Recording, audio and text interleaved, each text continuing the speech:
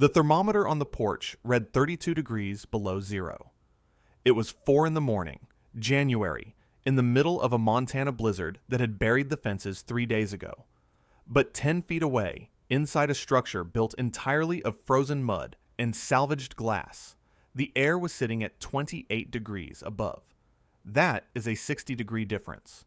There was no wood stove burning inside, no electric heater, no propane, just the physics of freezing water fighting the cold on its own terms. The man who built it, Silas Vance, knew something his neighbors didn't. He knew that ice could be a heater. To understand the hole Silas dug, you have to understand the fear that drove the shovel. It was late autumn on the high plains.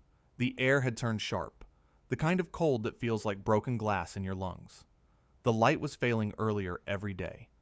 The old-timers in the valley were already talking about the color of the sky. They said it looked like 1886 again, the year of the great die-up. That winter, the temperature dropped so low and stayed there so long that the cattle froze, standing up in the fields. The snow scoured the land until it was flat white, erasing the geography of the range. When the thaw finally came months later, the ranchers found their herds still upright, like statues made of hide and bone, preserved in the deep freeze. The memory of that winter is written into the soil here. It taught a brutal, generational lesson. When the real cold comes, nothing survives above ground. Most men in the valley reacted to the forecast with the standard panic. They bought every sack of coal in the county, emptying the supply yards in 3 days. They boarded up their north-facing windows until the houses looked blind, sealing themselves in against the coming dark. They accepted the seasonal truth that fresh food ended in October and wouldn't return until May. Survival meant dried beans, salted pork, and waiting it out in the dark. Silas Vance was different. He wasn't a farmer by tradition. He didn't farm by the almanac or by what his father did. He was what you might call a soil mechanic. He looked at the earth and saw a machine with gears he could use if he was patient enough to watch them turn. He was a quiet man, the kind who spoke only when he had a measurement to report.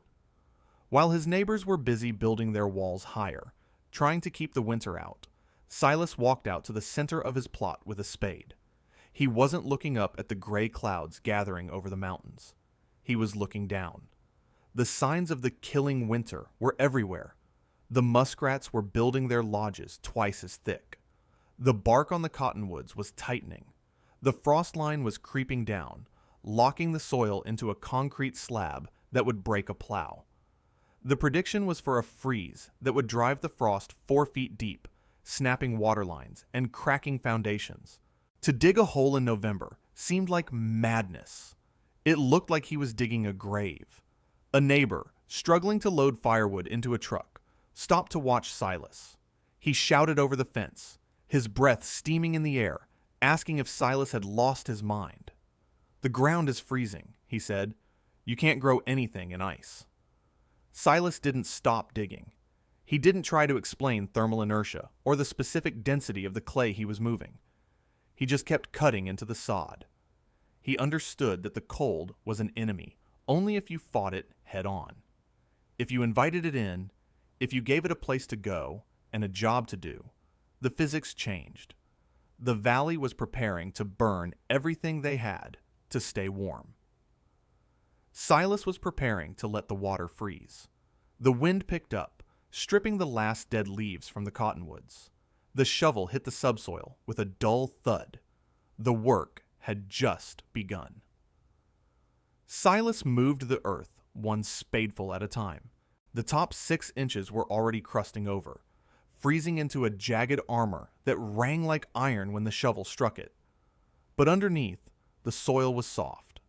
He was digging a rectangle, 12 feet long by 8 feet wide, sinking it deep into the pasture. This wasn't just a hole.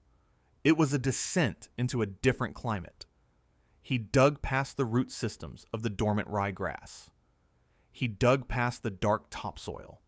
He kept going until he hit the heavy, dense clay at the 4-foot mark. At 4 feet down, The rules of the surface stop applying. Up above, the wind was staggering, stripping the heat off everything it touched. Up above, the temperature could swing 40 degrees in an hour, plummeting with the sunset. But down in the clay, the earth held a steady, unwavering 50 degrees. It didn't matter if it was a blizzard or a heat wave on the surface. The deep earth remembered the average temperature of the year. Silas wasn't trying to heat his greenhouse. He was trying to stop it from freezing. By sinking the floor 6 feet deep, he was tucking his garden into the planet's thermal mass.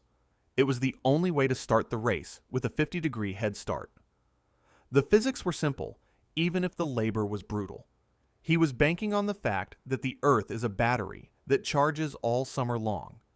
He shaped the north wall of the pit vertical and steep, banking the excavated dirt against it to form a berm. The south side he sloped gently. He spent an entire morning with a compass and a plumb line, ignoring the biting wind. He wasn't just pointing the pit south, he was aligning it with the winter solstice. He needed to capture the sun when it was dragging its belly along the horizon, weak and low. He calculated solar noon, the highest point the sun would reach in December, and set his stakes accordingly. The neighbors watched the berm rise. From the road, it looked like a defensive fortification, or a root cellar gone wrong. One man, driving a load of coal back to his farmhouse, slowed down just long enough to shake his head. To them, Silas was wasting calories. Every hour he spent digging in the cold was energy he'd have to replace with food they assumed he wouldn't have. They saw a man digging a grave for a garden that didn't exist.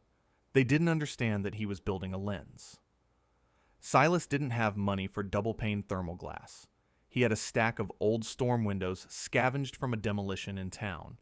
Wavy, single-pane glass with chipped lead paint on the frames. He laid them out on a frame of rough-sawn pine. The angle was critical. He set the glazing at exactly 57 degrees. This wasn't an aesthetic choice. It was trigonometry. In the dead of winter, the sun hits the high plains at a shallow angle. If the glass is flat, the light bounces off like a stone skipping on water. Most of the energy is lost to reflection. But if you pitch the glass to meet the sun perpendicular, at a 90-degree angle of incidence, the light penetrates. It drives straight through the glass and hits the back wall. Silas knew that the thickness of the glass mattered less than the angle it sat at. A thick window at the wrong angle is a mirror. A thin window at the right angle is a furnace. He chinked the gaps between the window frames with moss and wet clay. He sealed the perimeter where the wood met the earth. When he was done, he stood inside the pit. The wind howled over the top, rattling the loose panes, but down in the hole, the air was still. It smelled of raw earth and damp roots. It was 50 degrees, cool, damp, and waiting. But a hole in the ground isn't a greenhouse. It's just a tempered cellar. To make it grow food in a blizzard, he needed to add the one thing everyone else was trying to keep out. He needed water. The first hard freeze arrived on a Tuesday. The wind shifted to the north, stripping the remaining moisture from the air, and the ground began to ring like a bell underfoot. This was the moment when every survival instinct in the high plains says to keep things dry. Dry wood burns hot. Dry wool keeps you warm. Dry foundations don't crack. Moisture is the conductor of cold. It is the way the frost gets into the bone. But Silas Vance walked down to the creek with 2 5-gallon buckets. He had to break the skim ice at the edge of the water with the heel of his boot. He dipped the buckets, filling them with the freezing water, and hauled them up the slope to the pit. He didn't stop at 2. He made 10 trips, then 20. He worked until his shoulders burned, and his gloves were stiff with ice. He wasn't watering plants. There were no seeds in the ground yet. He was watering the walls. To the few people watching from the road, this was the final proof of his madness. He was taking a cold hole in the ground and turning it into a swamp. He was introducing the very thing, water, that expands when it freezes, the force that shatters rock and buckles roads. It looked like sabotage. But Silas was operating on a principle of physics that most builders ignore. He knew the difference between an insulator and a battery. Dry soil is an insulator. It is full of air pockets. If you pack dry straw or dry dirt around a root cellar, it keeps the cold out, but it also keeps the heat out. It resists change. That is fine for a storage room, but a greenhouse needs to be alive. It needs to capture energy during the short, gray hours of daylight and hold it like a clenched fist through the long night. Dry soil can't do that. It sheds heat as fast as it takes it. To turn the earth into a battery, you have to make it heavy. You have to displace the air. Silas took the water and poured it over the earthen benches he had carved out of the clay. He splashed it against the north berm. He worked the water into the soil until the walls were slick, dark, and heavy. He was increasing the thermal mass. The physics are absolute. Water holds 4 times as much heat energy as air. A cubic foot of wet mud can store significantly more thermal energy than a cubic foot of dry dirt. By saturating the greenhouse, Silas was building a thermal flywheel. He was creating a dense, heavy mass that would be slow to warm up, yes, but equally slow to cool down. He built the interior benches not out of wood, which rots and insulates, but out of the same mud, packed hard and soaked through. He wanted them to be massive. He wanted them to be dark.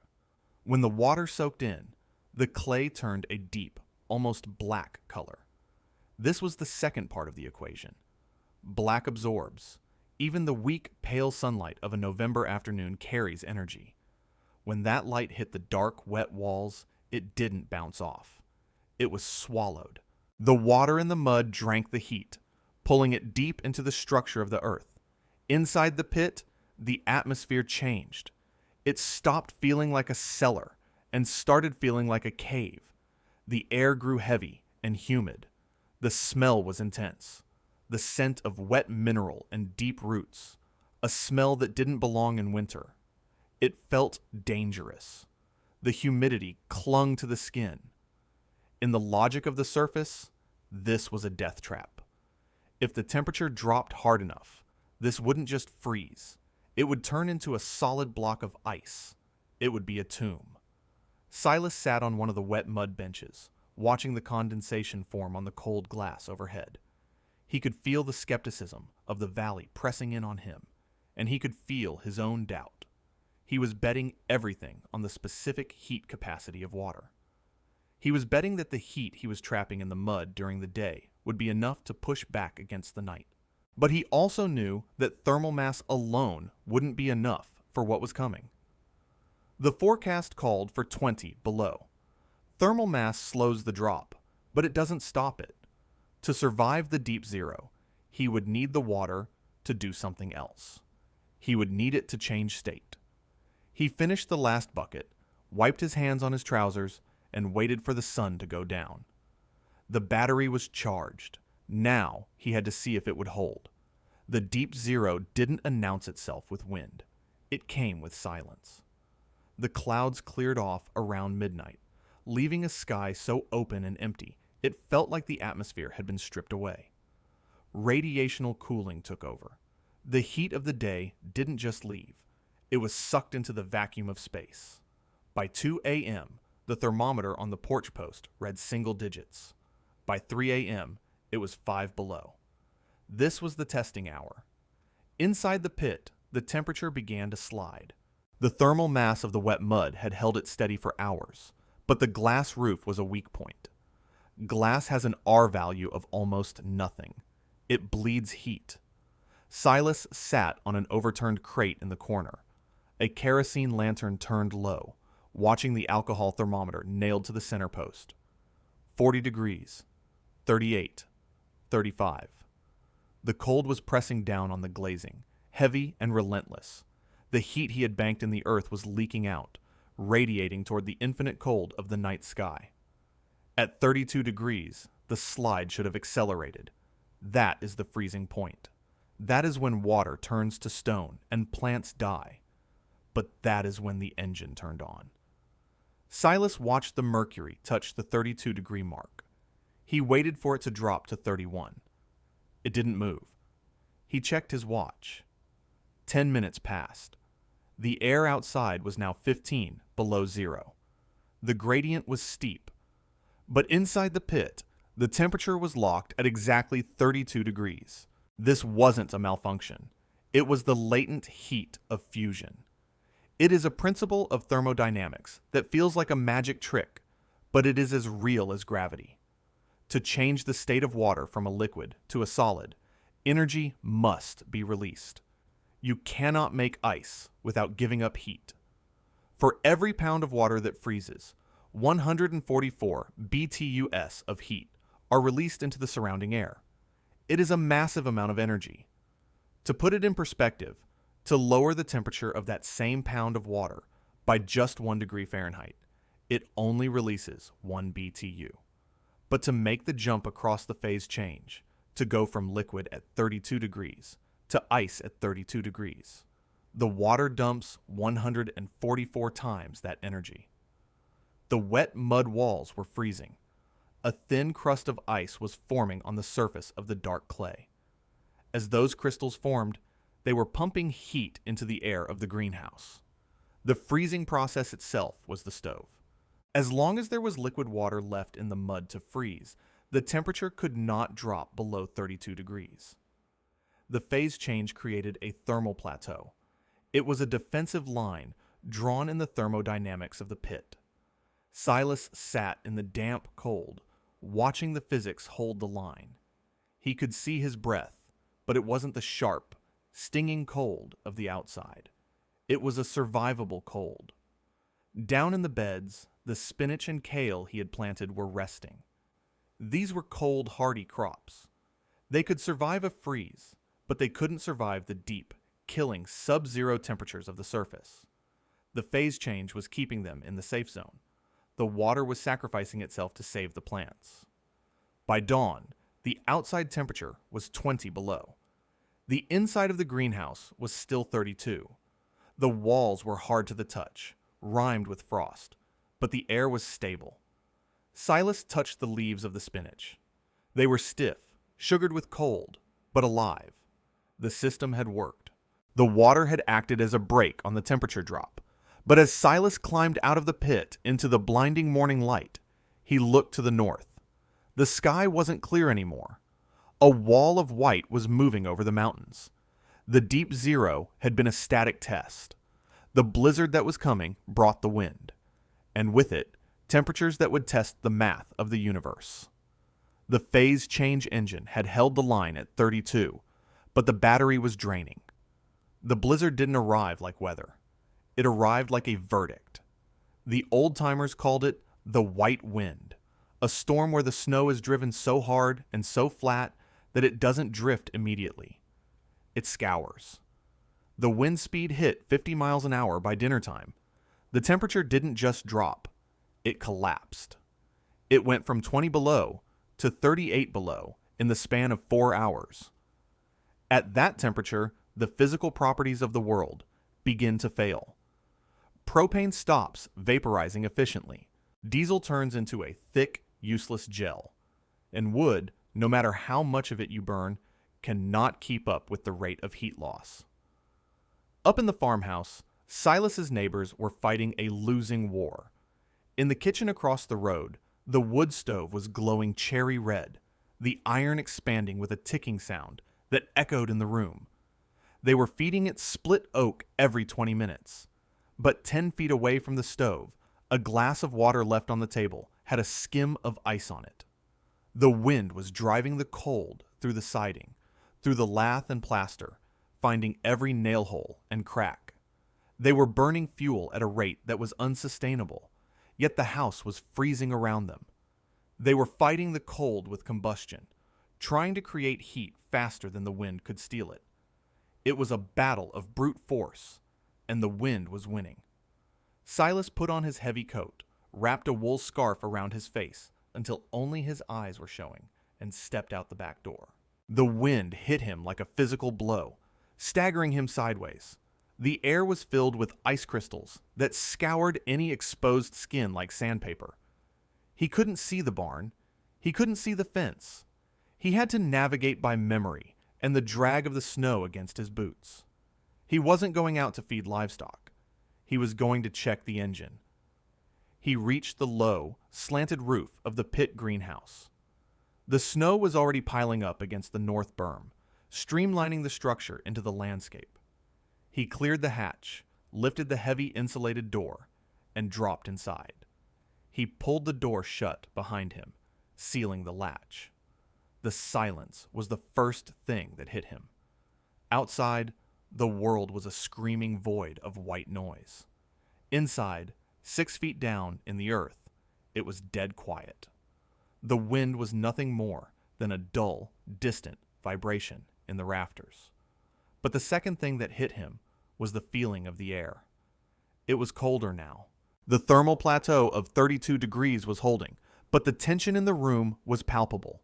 The phase change engine was running at maximum output. Silas lit the kerosene lantern. The light washed over the mud walls. They looked different than they had the night before. The dark, wet sheen was gone. In its place was a dull, matte finish. The frost wasn't just on the surface anymore. It was penetrating. The water inside the mud was freezing deeper and deeper into the clay. This was the critical danger. The latent heat of fusion is a finite resource. It works only as long as there is liquid water turning to ice. Once the mud freezes solid, once the phase change is complete, the heat release stops instantly. The temperature would plummet to match the outside air, and everything would die. He walked to the south wall. The glass was cold, radiating a chill that he could feel through his coat. The wind outside was scrubbing the heat off the glazing as fast as the mud could release it. This was the leak in the system. The glass was the open wound. Silas made a decision that would have looked suicidal to a conventional farmer. He didn't try to clear the snow that was beginning to accumulate on the glass. In a normal greenhouse, you scrape the roof to let the light in. But tonight, there was no light. There was only the dark and the wind. He needed insulation more than he needed transparency. He climbed back up the ladder and cracked the hatch just enough to reach his shovel. He didn't clear the glass. Instead, he began to shovel snow onto the glazing. He worked quickly, piling the dry, powdery snow over the window frames until the glass was buried under 2 feet of white drift. Snow is a paradox. It is made of frozen water, but it is composed of 90% air. It is one of the best natural insulators on the planet. By burying the roof, Silas was adding an R value of roughly 20 to the weakest part of his structure. He was sealing the pit. He was trapping the remaining heat inside, turning the greenhouse into a true underground bunker. He dropped back inside and sat on the bench. The lantern light flickered. With the roof buried, the connection to the outside world was severed completely. He was alone in a mud box, buried in a blizzard, with the temperature outside hitting 40 below. He checked the thermometer. It hovered at 30 degrees. The drop had slowed. The blanket of snow was working. The mud continued to freeze, releasing its slow, desperate warmth into the dark. Silas didn't sleep. He sat in the dark, listening to the muffled roar of the wind above, watching the mercury. He had done the math. He had dug the hole. He had watered the walls. Now there was nothing left to do but trust the physics. The earth was fighting the wind, and Silas was just the witness. The sun that rose over the valley on Wednesday morning didn't offer any heat, but it brought a blinding, crystalline light that reflected off 3 feet of fresh snow. The storm had broken just before dawn, leaving the high plains paralyzed under a white sheet that erased the roads, the fences, and the boundaries between farms. The silence that followed the wind was absolute. It was the heavy, muffled silence of a world buried alive. Up and down the county road, chimney stacks were pumping thick, desperate columns of smoke into the still air. The neighbors were emerging from their homes with the shell-shocked look of survivors. They were assessing the cost of the night. In the house to the east, the main water line had burst inside the wall at 4 a.m., flooding the kitchen before freezing into a solid sheet on the linoleum. In the barn to the west, the chickens had huddled together for warmth and suffocated in the corner. The wood piles were noticeably smaller. The coal bins were depleted. The valley had survived, but it had burned a fortune in calories and carbon to do it. Silas Vance walked out into this white desolation, carrying a flat-edged shovel. He didn't look tired. He walked with the steady, crunching rhythm of a man who had slept while the earth did the work. He made his way to the mound in the pasture that looked like nothing more than a large snowdrift. The greenhouse was completely invisible.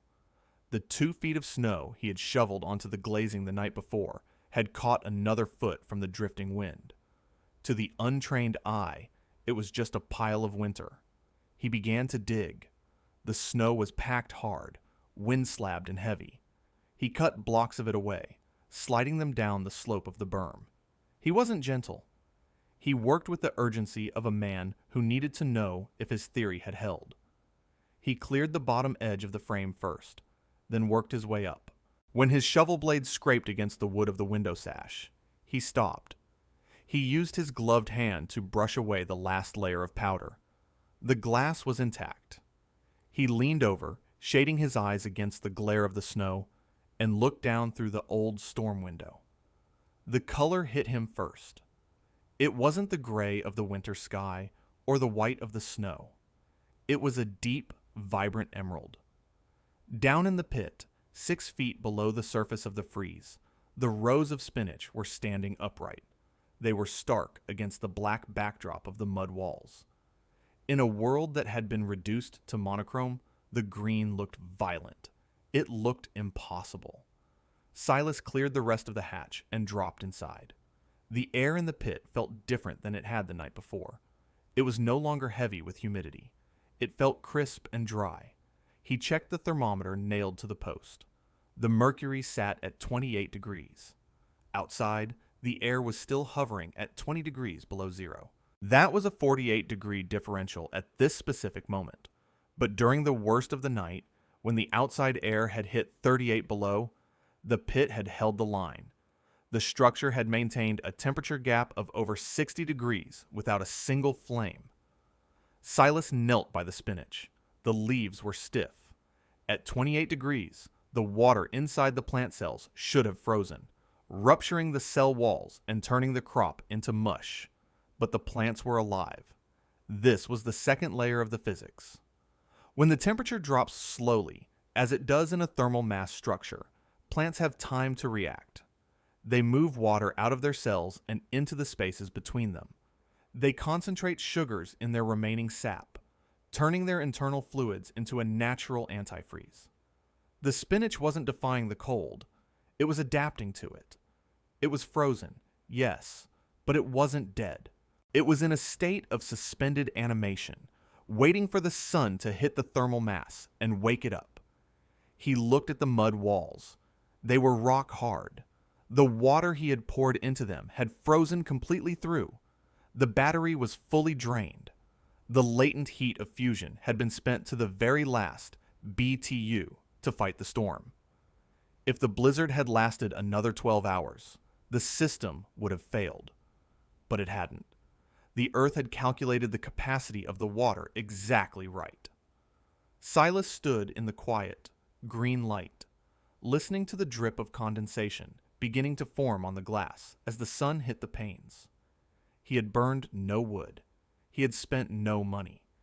He had simply built a space where the water could do what it wanted to do. He harvested the first batch an hour later. The leaves snapped off in his hands, rigid and cold, sounding like thin glass breaking. But by the time he walked them into his kitchen, they had slumped into a vibrant, edible green. He didn't keep them all. He took a basket of the impossible harvest to the neighbor across the road, the man whose water lines had burst inside the wall at 4 a.m.